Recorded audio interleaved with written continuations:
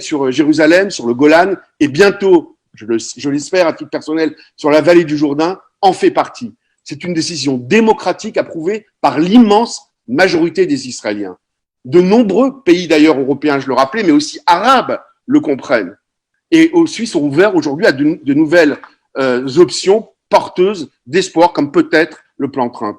L'extension de la souveraineté, elle aura lieu, Monsieur le Ministre, avec ou sans nous.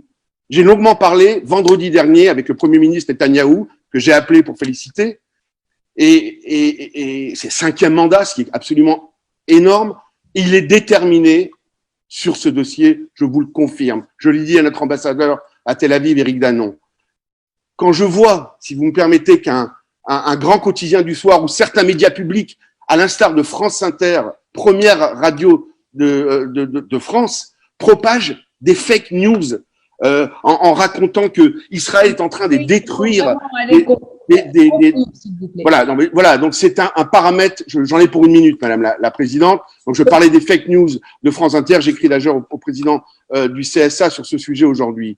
Par le passé, la haine d'Israël a suscité la violence dans notre pays, dans les quartiers, et évidemment de l'antisémitisme, et pas seulement de l'antisémitisme. On l'a vu à Colombes le 29 avril, où 2 policiers ont été percutés, et l'auteur de l'attentat a invoqué, je cite, la souffrance palestinienne. Alors, Monsieur le ministre, je termine, Madame la Présidente. Pensez-vous que ce soit vraiment l'intérêt de la France de prendre la tête de ce qui se pourrait apparenter une croisade diplomatique contre l'État d'Israël, au risque d'affaiblir la réaction bilatérale qui est bonne en ce moment, et notre position au Moyen-Orient, comme en Europe d'ailleurs? Je vais revenir sur, très brièvement sur les observations de M. Habib. Il y a une chose que je n'admets pas, M. Habib. C'est la phrase que vous avez prononcée à la fin de votre intervention. Vous avez dit « Je ne veux pas que la France prenne la tête d'une croisade diplomatique contre Israël ». Ce n'est pas acceptable de la part d'un membre du Parlement français.